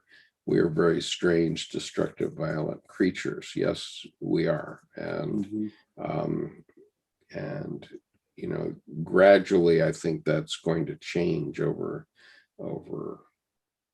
millennia, probably. But right now we see it playing out all over the place. All you have to do is turn on a news story, a news station on your television, and you see that. And also too, I mean, the naivete and the easily influenced quality of the way people are trained to be, having to listen to other people, having to listen to the news. I mean, listening to other people with empathy is one thing, but listening to other people to be more worried is absolute nonsense. If I turned on the radio the other day instead of my Sonos,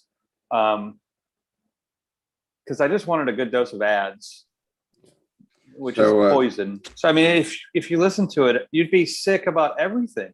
Everything you have would be a hypochondriac's dream. I mean, so Jordan, did I read? You didn't in the past. You didn't. We stopped at the mirror. Am I to thee that perceivest me from Act of John? That's what I thought. So we have to get on with that.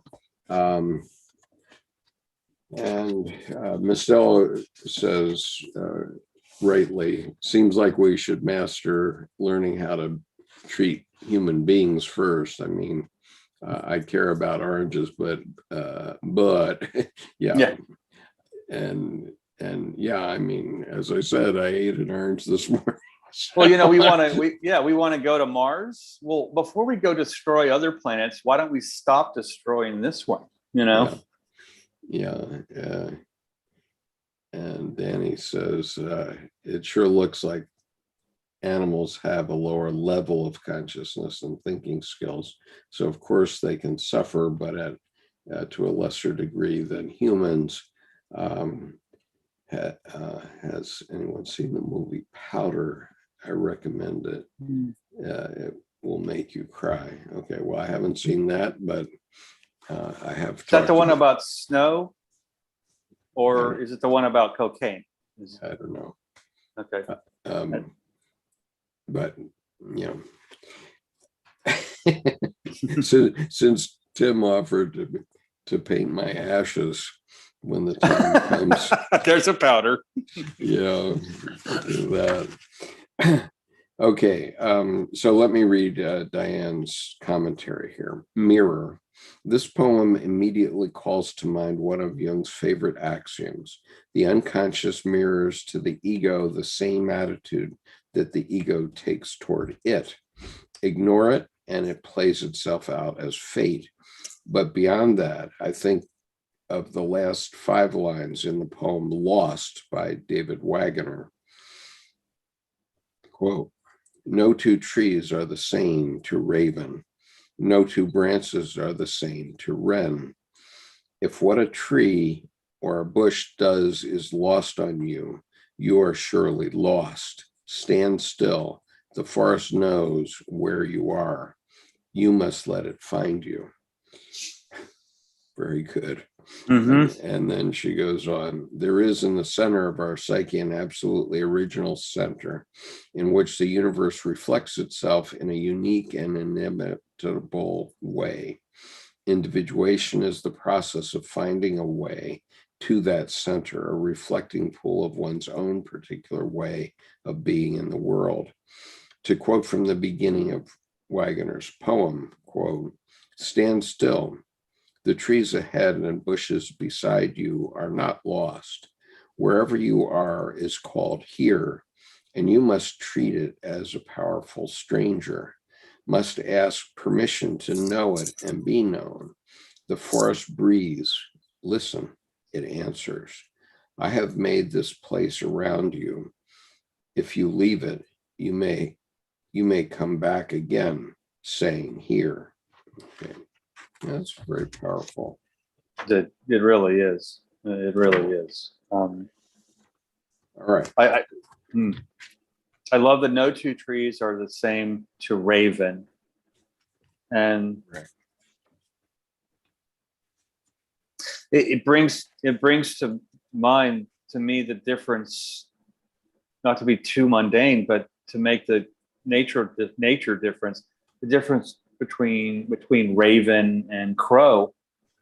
And the raven has 16 primary wing feathers and the crow has 15.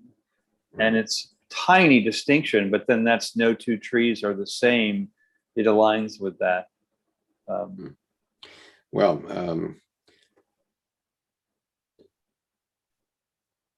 So the big cat says, I cannot watch anything else that will make me cry. Yes, but cry is the spiritual way, says and one, which I concur with. I mean, when you see me getting emotional, it's because I'm having a numinous experience about something, and I can cook that up pretty easily. Because I consider tears to be sacred adornments. Yeah, that glisten my cheeks. And so I am largely dead inside, says the big cat. Well, that's not true, but that may be your perception. And so it seems to me that the way to change that is just search and find where you're not. And the sacred ember within that then brightens, and you can then focus on here's something a shaman told me once. When you think everything has gone completely dark and everything is completely cold, don't forget, it might be because now you are the light and you are the warmth. Right. And finding that is such a sound journey. Right. And I think my distinction between logos and eros is a good one to think about. And that is that all the things that are in your life, whatever they are, whatever's in the room where you're sitting, all of them are dead. and I mean, if it's a man-made thing of any kind, whether it's a book or a microphone or video camera, what have you, they're all dead. There's no life in them, and there's no life in a black Bible Just until harmonics and resonance. And right it's our memory. until someone puts life into them. Okay. And so my life carries through this video camera to whoever's watching at this minute, and Jordan's too. And so that is alive, but we're using dead things. And so I think it's useful to comprehend what's dead and what's alive in your life. And so this is the fundamental issue I have with Jordan Peterson, who thinks of Eros, or the feminine, as chaos. Well, chaos is in the Eros. That's certainly true. But so is our lives. I mean, we live in the Eros. We don't live in the Logos. And so we can own lots of things of various kinds. If you looked at my study, you'd have an idea of how incredibly messy that can be. Right. But my life is here right now. And so as long as you live, you're not dead inside. And the question is, how do you find the part of you that is living? And so, okay. Well, one thing I would say too, because I don't want to gloss over the point of Big Cat saying he's mostly dead inside, or she. I'm not sure, male or female. I think male, but there's a concept I had written years ago. Depletion indicates misspent efforts. And so if you're feeling pretty empty, there's a vessel one to be filled. But like Skip said, finding just what moves you. No shame, no guilt. Don't worry about what you're told to like. What do you like? What do you resonate with? And then from that seed of like and resonance, you can sniff out the trail to love and find out what you love about yourself inside. And then I think that can fill and empty your cup. And at that point, you can spill some beauty and maybe not feel so dead inside. Well, and, without sounding too egoistic here, the fact is that we see you here on this channel very often. And value the comments. I mean, right. they're always wonderfully right. in alignment and depth. And so that is alive. That's what we exchange, what Jordan and I exchange with one another and with you is alive. And it's if you can't say that you're dead inside because somehow something in you is bringing you to this YouTube channel on Sunday mornings. And, I can't put my finger on what that is. I know that there is something in me that causes me to do this work. And there is something in Jordan that causes him to come and share this work with me. But there's also something in you and all the viewers here that is alive, and it says, geez, I really want to go listen to this Sunday morning session with Skip. And that's alive. And so, I would reflect on what that is and then try to stoke that fire a little bit. I will also I'll stop at this, that I have redrawn myself in your reflection this year.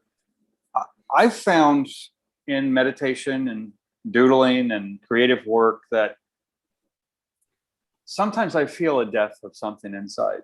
No, not all total. I'm very living inside. But there are times when I come across something that doesn't just feel disconnected, it feels dead.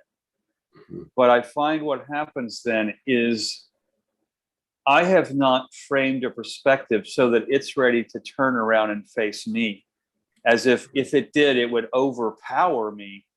But the fact that I noticed basically the back of its head, it doesn't look like a person, but notice it from not the way it's emanating. Yeah. Then I can focus on it. And after a while, it turns and reveals. So I would just say to the big cat, because he's made a couple of other comments, we've already proven just in this last few minutes that everything in you is dead. That's not true. And he says, I have lots of strong opinions. I do apologize if I sound obnoxious. Well, no. That's an indication of life, man. Yeah. Reflect on those strong opinions. You're gonna Skip and I would sit in the back of the class. We're kind of troublemakers. So yeah. And so you fit right in. And he says, I'm just a bitter old man. Well, okay, so are we all. Any man over 50 is a bitter old man, probably. Or at least salty, like the ocean. But part of it is, when I think about it, and you should watch the video that I did in the nude, which was Skip Sans Persona, because if I think about it, okay, I've been defeated by many forces that are bigger than me over my lifetime, but I've also accomplished a hell of a lot. And so the point is that, when you run up against a wall that you can't overcome, go around it, right? John Kennedy said in one of his talks that his grandfather grew up in Ireland, and in Ireland, if you've ever been there are a lot of walls between farms and such.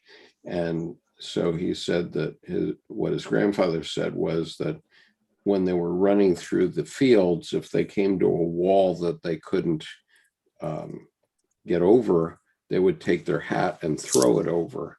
And then we had to get over because our mothers would kill us if we didn't. And give yourself some motivation, and you have to come home with your hat. Right. So the main thing about having a wall in your own attitude is to throw your hat over a wall and see what happens. I'd be willing to bet that if you start doing something creative, whatever it is, and it makes absolutely no difference whatsoever what it is. It can be doing something creative in a church, but it can also be doing woodworking or modern dance, or probably an old man probably can't do modern dance, but if you start doing anything that is creative, it will turn you around instantly. And that's why we talk about the creator's art, and that's what we're coming into. I've known many people who, as they age and even lost motor function, started doing origami, and they retained their fine motor function plus their mental function, but there was no weight. It's just paper. So they were able to create with just the folding and the unfolding of paper, which is a wonderful psychological exercise. Right. And,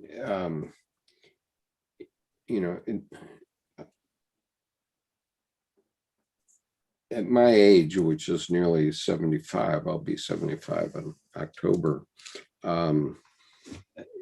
my undercarriage is crumbling. I've already had 2 joint replacements, and I need another one very badly. And so life can be quite painful, but still, I found ways to get myself in a 3-day trip to spend 1 day in Helena, Montana with my friend Tim. And that included, I suppose you could call it the indignity of taking a wheelchair between airplanes, which I did several times. And, the airlines make this facility available to you. And, you should also tip the person who's doing it for you. And, I'm now at my age in the habit of giving quite generous tips. But, also, I've been troubled by the distances in airports around the world for 25 or 30 years. And now it actually was just great because my airplanes were like a mile apart, and I would have a young man or a young woman taking me over there. They were earning a living from it, and I was having a nice chat with the people. I never thought about this until you just said that, went through, and I see you being wheeled through the airport, and it's like a reverse rickshaw. You're just taking a vehicle in India from one spot to the other. Right. And so my mother loved the stage show and movie called The Unsinkable Molly Brown. Oh, yeah. And one of Molly Brown's favorite statements is, "I ain't down yet." Right. And so, my mother always had that attitude in life. And even I was sitting with her in the doctor's office when the doctor told her she had pancreatic cancer, which is typically terminal.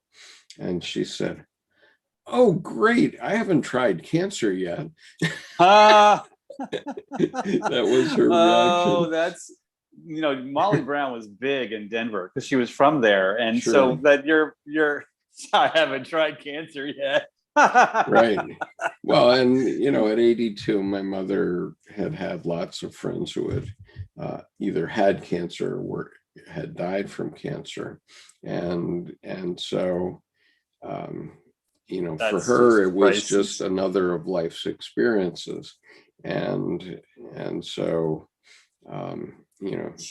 the key is one has to find where the life is in your life. Okay, so Danny has a long statement here. Einstein quote, "The most beautiful thing we can experience is the mysterious. It is the source of all true art and science.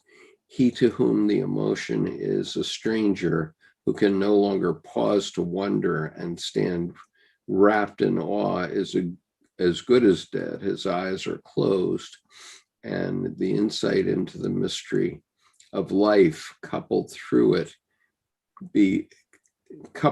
though it be with fear, has also given rise to religion. To know what is impenetrable to us really exists, manifesting itself as the highest wisdom and the most radiant beauty, which our dull faculties can comprehend only in their most primitive forms. This knowledge, this feeling is the center of true religiousness." Well, that's quite beautiful, Danny. It is. And I would actually add another Einstein quote to pair with that if it can be explained, it's not the truth.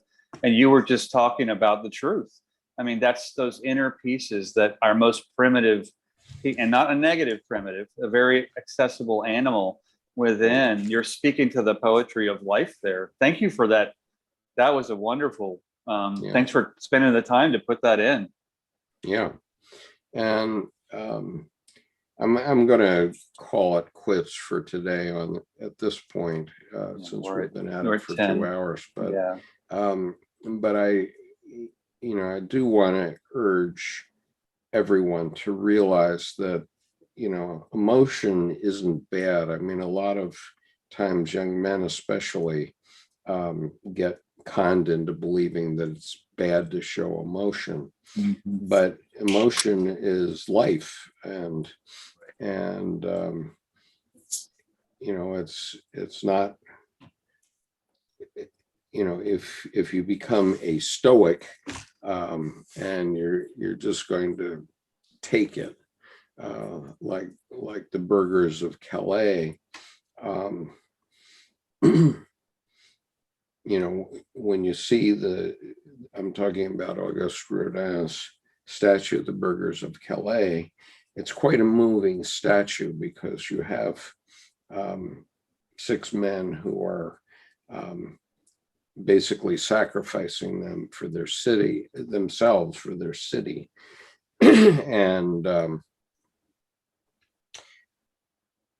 and they're very emotionless, but because you see their situation in the sculpture, they're still alive. And as it happens, I mean, over the years, I've had a lot of interaction with that statue.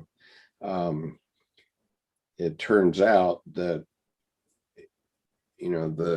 there was a war between the French and the British that this relates to, which was from the 14th century, I believe. And the British had offered to lift the siege on Calais if the burghers would sacrifice themselves and would come out of the city wearing a noose around their neck. So they actually have a noose around their neck. And so the 6 of them actually did that. And what happened in true life was that the British then had these captives, and they didn't know what to do with them. They didn't execute them right then. And the Queen, I think it was a Queen Mary, but I'm not sure. But the British Queen heard about this situation a few weeks later, and these men were still incarcerated by the British. And she was pregnant, and she was afraid that if these men were executed, that it would cause, a curse on her unborn child. And so they finally did release these 6 men who were courageous enough to sacrifice themselves to save their city. And that the Queen then would actually recognize, revere, and respect that bravery of courage to sacrifice your own life for your family. I mean, in that way, and connect it to her own creative, literally her own womb. Right. That's a cycle of life that she's enacting.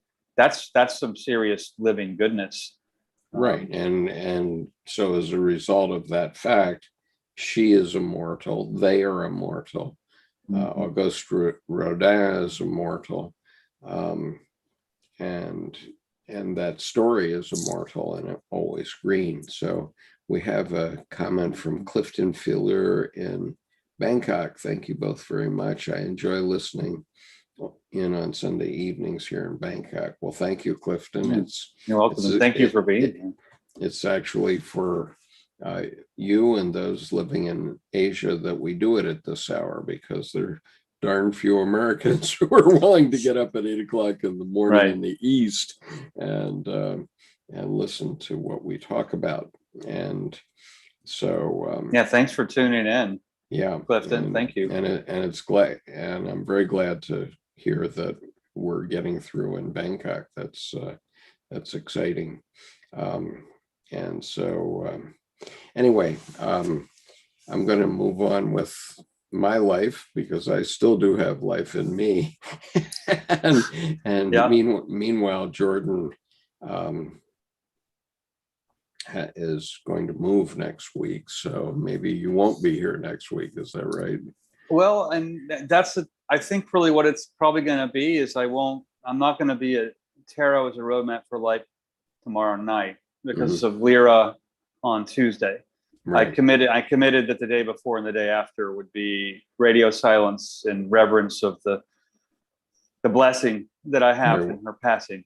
And so I think really most likely, depending on phone set up, and I'm not there to know things are set up yet and have to call everybody when I get there. So if I have internet connection ability next week, I'll definitely be back to Silent Partner and Mystical Path. And heck, I might just check into a hotel instead of being, or I'll just go to the cabin. Then you'll have a Wi-Fi maybe. Actually, the cabin we haven't set up to open until June 1st, and I've got T1 there, so it's actually probably the best internet service I've ever had. Well, the comfort I can offer you about Lyra, and I've had to euthanize 3 dogs that my wife and I had, and it was, I actually always dreaded this one who was very bonded with my wife, and fortunately, she just the dog Shadow just collapsed while my wife was away, so that I could spare her the event. But what I will say, and the advantage of other creatures, is that Lyra doesn't know it's coming, and she won't know it's happened.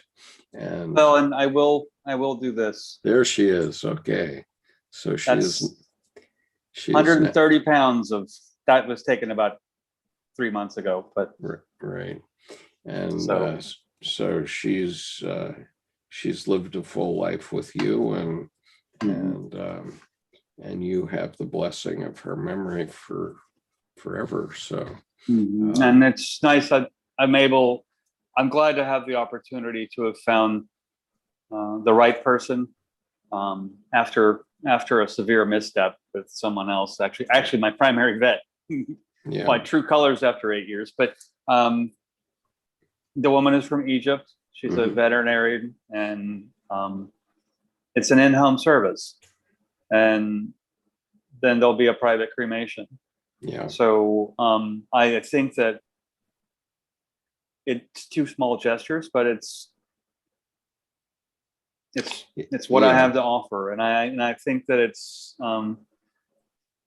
after I made it, honestly, all last week trying to get off the first misstep, every time I picked up the phone, I knew it was going to work, and then my stomach would turn, and I would put the phone down. And I've had some pretty intense experiences, and this has been, I think this has been the biggest. Yeah. So I know she's meant a lot to you for a long time. Yeah, I've had her for 8 years, and so thank you. I don't know if you can see here, but on my phone, the photograph I have on my phone is my collie named Karma, who was with 2013. Dog Karma. That's a good name. Oh boy. Yeah. Karma. What a great name for a dog. Yeah, I'm glad the time works for you, Danny. So anyway, good luck with that, and thank you God very be much with you. And we'll, if we see you next week, we see you. And worst case, it'll be the week thereafter. I'm just gonna play it fluid, and like you said, watch out if I'm in Louisiana after dark. Watch the gas tank. I don't think you're going to go that far south. No, I'm not. In fact, I'm going to probably stay higher. Take the train route. That I appreciate you saying take the train. And when I got to it, it's like in Indiana, or halfway through it dropped off to a bus, and I'm like, I think a 20-hour bus ride would really defeat the beauty and sanctity of a 6-hour sleeper train ride. Right. So Route 40 works pretty well until Interstate 40 works well until you get to St. Louis, and then the old Route 66 after that, except there's I forget what the interstate is. It's not Interstate 66. It's it's the replacement. Right. Right. I think that's the way I'm going to go, because I came actually in 2015 more southerly. and to then come up. And I went through Arkansas on purpose, out of the way, just to experience the twisty, turny, windy roads. I mean, but I think I-40 to St. Louis is the itinerary. And it's nice. AAA has a book, and extended stay American. Here, drive this far. What are your tolerances? Check into this hotel, and attractions along the way. Yeah, I've done it many times because going back to when I was 5 years old, or younger than that, when I was 3 years old, 3.5 years old, I think. I took that trip to the Mojave Desert, where I lived 3 wonderful years in the desert. I don't know if my parents liked it very much, but it cured my asthma, so it was a good thing. Well, yeah, I was groomed the same way. I remember one morning at breakfast, my grandfather said, "Are you interested in some really good barbecue for lunch?" And I went, "That would be great." And I was like 5, maybe 6. Well, so we hop in his 307, the preacher with a 307 Chevelle, and he knew how far the foot should go down. And we hit the highway, and after about 20 minutes, I'm going, "Well, where are we going?" He goes, "Oh, it takes about 4 hours to get there." Well, for most people. Right. But he drove me to Dickens, Texas, that has, BBQ on their roof so planes can see it. But they have like a 60-foot long smoker that the stuff goes through. And you want to talk about no other barbecue has ever compared. But when I went, we just drove 4 hours almost one way ish, 2.5. How long? He goes, "Don't worry, there's more. There's another place we want to go for dinner." And but it was just, that whole, we can drive halfway across Texas just for lunch. Just so me and driving will get along. But I appreciate your notes about wash the tank, because even though trucks are more fuel efficient now, still those things guzzle, and they guzzle in different bands. Like from half to empty happens faster than from full to half, Yeah, and that was my experience. I think from Miami to San Antonio, the time I did it, I had to fill that truck about 20 times. Yeah. Yeah, it's very expensive. But anyway, peace. All right.